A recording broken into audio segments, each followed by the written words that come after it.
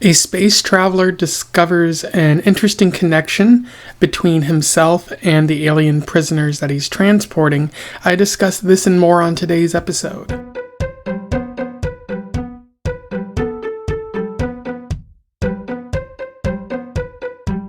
Welcome back to Around the Weird, a booktube channel where I talk about all the unusual and out of the ordinary literature that I've found in my travels.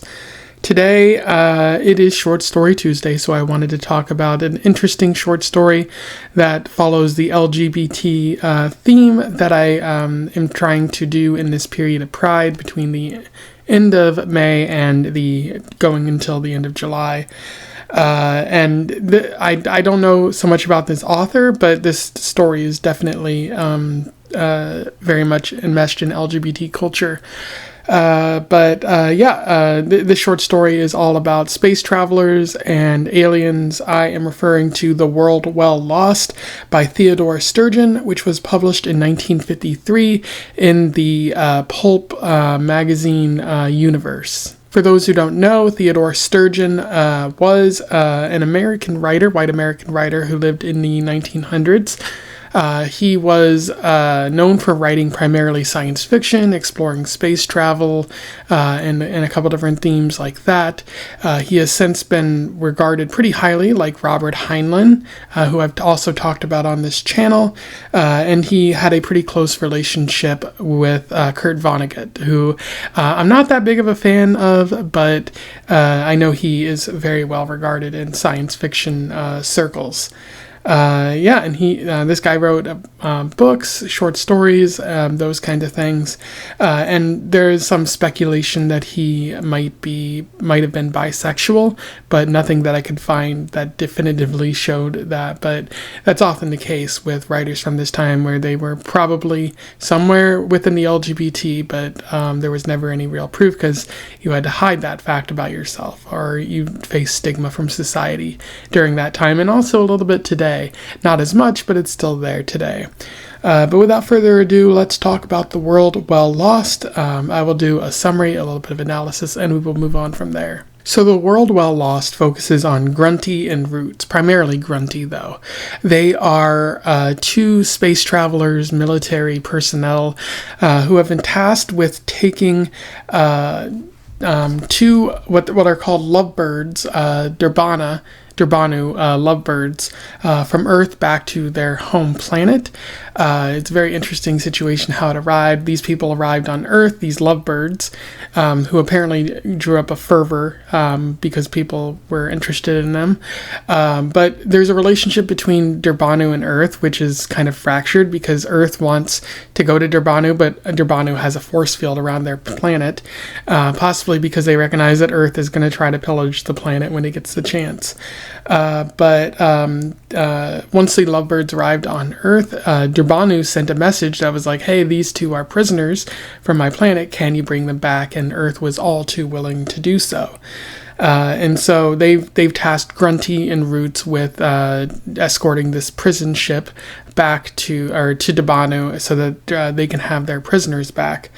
Grunty likes books, is very much interested in sort of sharing his knowledge, whereas Rootes is kind of inward and doesn't really like that many people, but they both have a very interesting sort of partnership, and they like traveling through the galaxy together. As Grunty is sort of thinking to himself, thinking about poetry that he reads,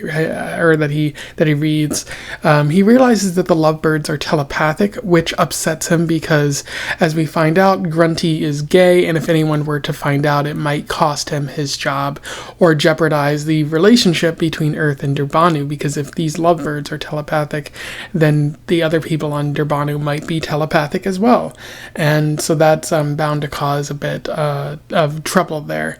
And so Grunty is trying to think of a way to kill the lovebirds. It should be noted that with this form of space travel that they're doing, it does cause periods of blackouts for the travelers for a short period of time. Grunty spends less amount of time in these blackouts, whereas Rootes spends longer. So Rootes doesn't really know what's happening at this time.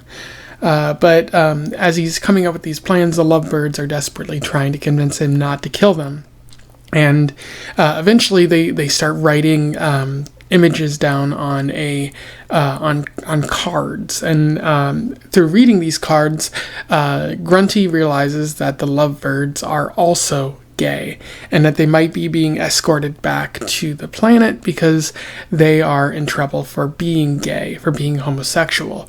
And so Grunty lets the lovebirds escape on an escape pod, and Rootes wakes up a short while later and is upset that Grunty allowed this to happen.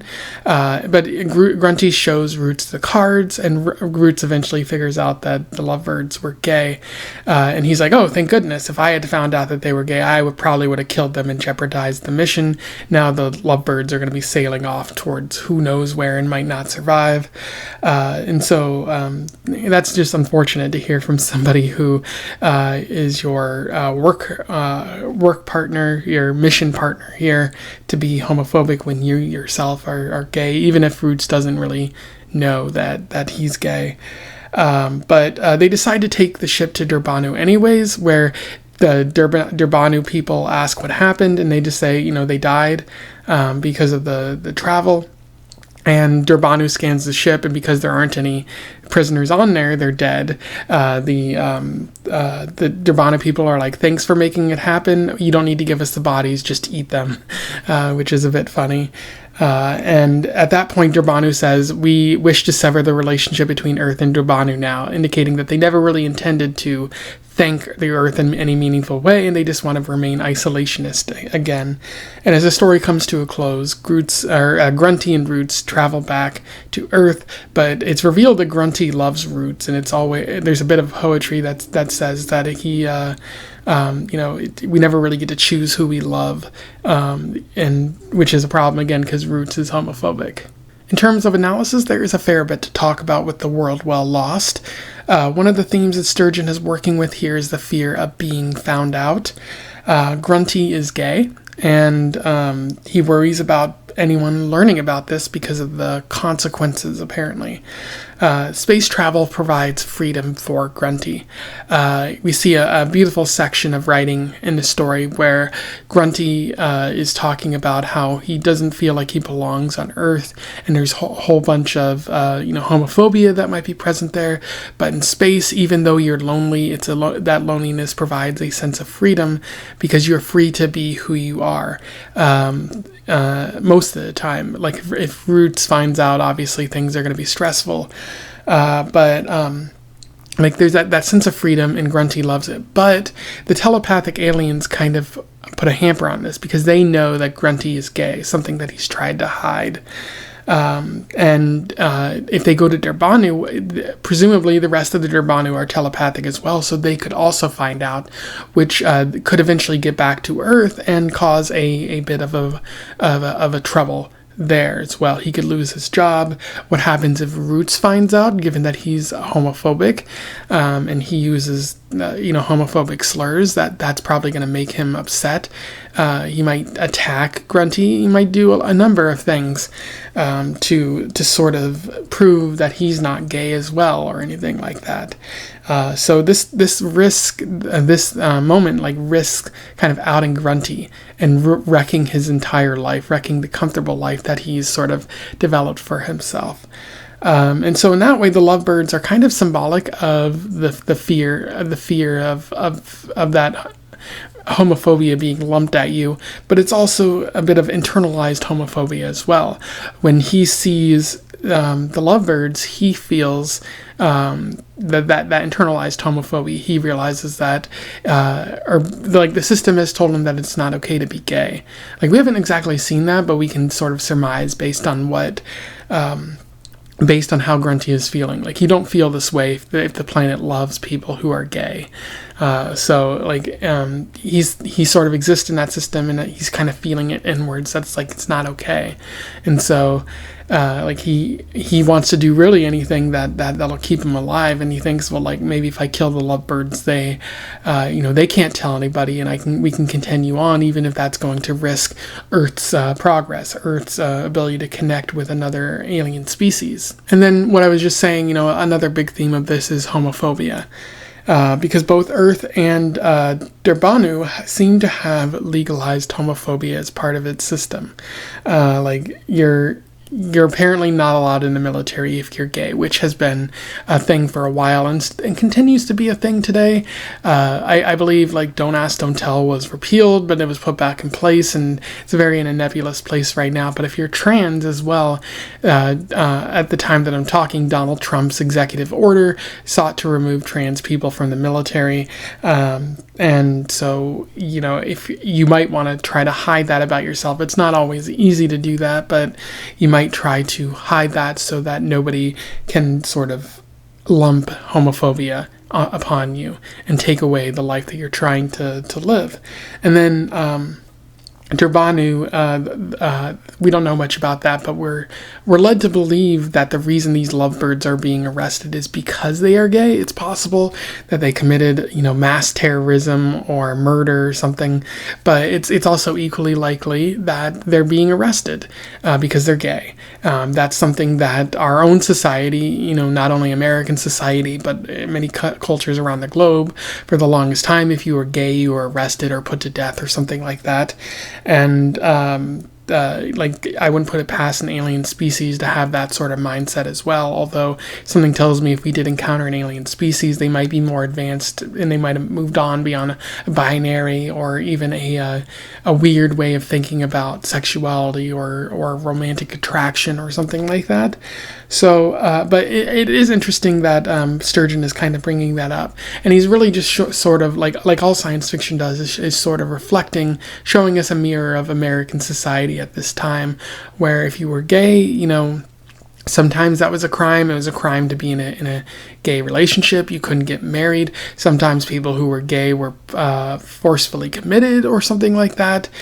Conversion therapy remains a thing. It's a very hostile place, and people who are gay risk losing their livelihood, risk losing their jobs, risk losing safety and comfort. We at the time that I'm saying this, the Jonathan Joss, I believe, one of the character actors in The King of the Hill, was murdered because he was gay. So it's it's a reflection of 1950s America, but even today in this modern period where I'm talking, it remains a factor that there's a lot of homophobia in America, and it doesn't appear to be going away anytime soon. And Sturgeon isn't telling us to fight it, but you definitely should fight it any chance you get. And then the last thing worth noting are the science fiction elements of the story. I think Sturgeon establishes a pretty interesting futuristic world, not as complex as other stories that I have read, but something that's pretty interesting. You have space travel in this story, and an interesting sort of element is that the space travel, the engines are built in such a way that they cause blackouts in human beings as they're traveling, which certainly be uncomfortable and probably not good health-wise. People should not be blacking out on a frequent basis. But based on your body type, your blackout periods last only a certain period of time. So some people wake up quicker, and that could create an interesting sort of dynamic or an interesting kind of story down the road. You have new weapons being developed, including some that don't really leave an imprint on the outside, but hurt you on the inside. And then drugs apparently are a factor on Earth as well in this future time. So a lot of interesting sort of science fiction elements, maybe not as in-depth as could create a sort of solid world to look at, but still pretty interesting. And I think that's what all science fiction should do, is get you wondering about the world that all of this exists in. Anyway, those are my thoughts on The World Well Lost by Theodore Sturgeon. A very fascinating short story. Maybe not one of the best that I've read, but certainly a pretty solid one that is worth reading. I'll put a link to it in the description. Let me know your thoughts in the comments below. I would love to hear from you and have a discussion about this short story. I do think it's interesting that, in the 1950s, people have always sort of had these conversations, but it's very interesting to sort of see something written in the 1950s and know, oh, well, they were experiencing the same thing we're feeling now. So maybe humanity hasn't really progressed much in that time, but at least we have people, brothers in arms or sisters in arms from those time period who were righteous in their causes as well. Although I don't think Sturgeon meant to, really be an activist about this. He was still telling an interesting story that reflected the world in which we live. So, let me know your thoughts. Otherwise, don't forget to like, share, and subscribe. subscribe so that other people can find out about this interesting short story or this author if they don't already know. And until then, I wish you the best of luck in your weird and prisoner returning travels. Farewell.